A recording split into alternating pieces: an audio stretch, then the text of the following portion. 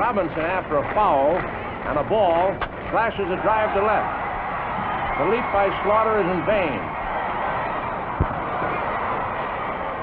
Gilliam comes home in the single with a run, which wins for the Dodgers 1-0. Let's have another look at that play.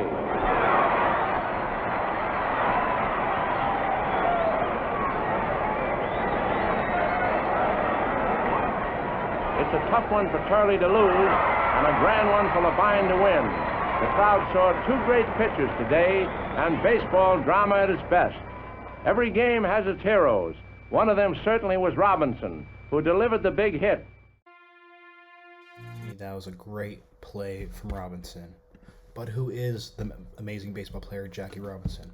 Well, Jack Roosevelt Robinson was born in Cairo, Georgia in 1919 to a family of sharecroppers. His mother, Miley Robinson, single-handedly raised Jackie and her four other children. They then moved to Pasadena, California, where they were the only black family on their block, where they encountered, unfortunately, a lot of prejudice and racism. This was only the start of the adversity that Jackie would face. Robinson struggled to be included in recreational activities until he enrolled at John Moore High School in 1935. For context, his older brother Mac, a silver medalist in track and field at the 1936 Olympics, inspired him to pursue his interest in athletics. Robinson earned varsity letters in baseball, basketball, football, and track in high school. After graduating from Pasadena Junior College, Jackie attended UCLA. Jackie became the university's first four-sport letter winner, excelling in football, basketball, track and field, and most importantly, baseball. After leaving UCLA, he served in the Army during World War II. However, he was court-martialed and honorably discharged for standing up for his rights and refusing to move to the back of a segregated military bus. After his acquittal, he was transferred to Camp Breckinridge in Kentucky, where he served as a coach for Army athletics until receiving another honorable discharge in 1944. While there, Robinson met a former player for the Kansas City Monarchs, a team in the African American League. He encouraged Robinson to write the Monarchs and asked for a tryout. The Monarchs actually sent him a written offer to play in 1945, and he played for the Monarchs for a bit. However, Robinson wanted to go big, and this wouldn't come without a challenge, of course. He initially tried out for the Red Sox, where he was repeatedly harassed and racial epithets were screamed at him by other people trying out and the teammates. He left the tryout humiliated. This was not the end for Jackie. Robinson was still able to join the MLB despite the prejudice at the time because of the efforts of Branch Rickey, the owner of the Dodgers. Rickey signed Robinson as a part of his mission to integrate black athletes into baseball. In 1945, Rickey decided to sign Robinson to a contract with the Dodgers minor league team, the Montreal Royals. Robinson faced a lot of challenges and discrimination during his first season with the Royals, but he persevered and became one of the best players in the league.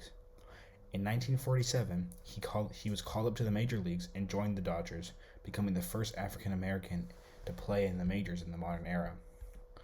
For historical context, racism at the time was a huge issue in the United States. Many African Americans were still subject to discrimination and segregation. In some parts of the country, they were not allowed to vote, attend schools the same as white people, or even use public facilities. The Jim Crow laws enforced segregation in the South, and many African Americans lived in poverty. Because of the racism and prejudice at the time, Jackie faced discrimination while playing for the Dodgers. Some Dodgers players said that they would rather sit out than play alongside Robinson. Furthermore, according to a press report, the St. Louis Cardinals threatened to go on strike if Robinson played with them. Jackie would also receive much physical abuse from other players around the league, as well as racial epithets. At one time, he received a 7-inch gash in his leg by a Cardinals player named Enos Slaughter. However, Jackie persevered and maintained total pacifism. He never fought back or said anything to offend anyone. Jackie did actually have the support of many players, like Dodgers teammate Pee Wee Reese, who came to Robinson's defense with the famous line, "You can hate a man for many reasons. Color is not one of them." Additionally, Jackie was the second African American in baseball and one of the only non-whites up to that point. Also, many other sports at the time were segregated as well. However, after a while, Robinson stopped staying quiet and began to speak out against racial injustice in his speeches, interviews, and his regular newspaper columns for the Pittsburgh Courier, New York Post, and the New York Amsterdam News. He would receive much backlash for this, with many other publishers calling him a pop-off, a whiner, a showboat, and a troublemaker. The Sporting News headlined one story titled, "Robinson should be a player, not a crusader," which is similar to LeBron's situation, where a Fox reporter told him to shut up and dribble in response to him criticizing Trump. Other writers and players called Jackie Robinson a loudmouth, a sorehead, and worse. Nonetheless, Robinson's relentless advocacy got him the attention of the country's civil rights leaders. 6. The AACP gave him the highest honor, the Spingham Medal. He was the first athlete to receive that award. In his acceptance speech, he explained that although many people had warned him to not speak every time he thought there was an injustice, he would continue to do so. After Robinson left baseball in 1957, he stayed true to his word, becoming a constant presence at civil rights rallies. That same year, he publicly urged President Dwight Eisenhower to send troops to Little Rock, Arkansas, to protect black students seeking to desegregate its public schools. In 1950, he agreed to raise bail money for the students stuck in jail who engaged at sit-ins and the Southern lunch counters. Robinson also often appeared with Martin Luther King at rallies, fundraising events, and demonstrations. King once told Robinson, "You may have made every black man in America proud through your baseball prowess and your inflexible demand for equal opportunity for all."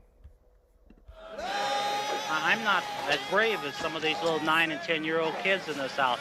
I don't like these big teeth that I see on these dogs, and I don't like to see the fierce expressions of the policemen in Birmingham, Alabama. And I don't like to read about pregnant women being poked in the stomach by policemen in their nightsticks. And I don't like to see young Negro kids of 7, 8, 9 years old being thrown across the street by the force of a fire hose. But I believe that I must go down and say to the people down there, thank you for what you're doing, not only for me and my children, but I believe for America. So I'm going down to do whatever I possibly can. Jackie Robinson had retired after the 1956 season, before the Dodgers left Brooklyn for Los Angeles. But he had never stopped being a race man, never stopped pushing for equality. Like Rube Foster before him, he urged blacks to become producers, manufacturers, creators of businesses, providers of jobs. And he helped found black-run enterprises. He campaigned for Republican candidates because they preached self-help, resigned from the National Association for the Advancement of Colored People because he thought it insufficiently militant, and later refused to attend an old-timers game because there were still no African Americans in big league management.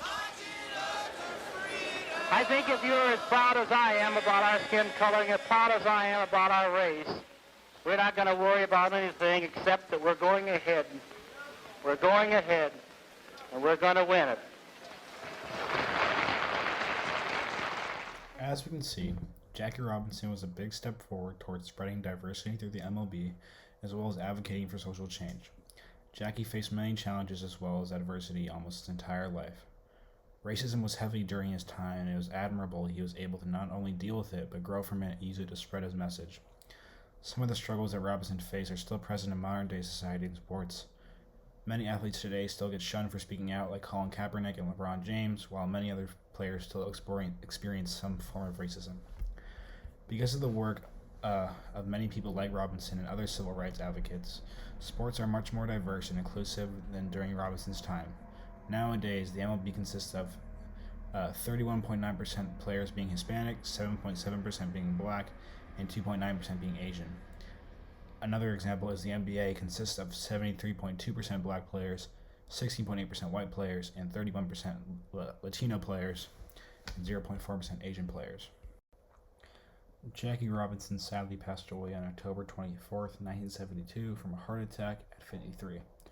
Robinson was a man who overcame great challenge, adversity, hardships, and much more while positively impacting baseball, sports, and the lives of millions of people forever. Thank you for watching.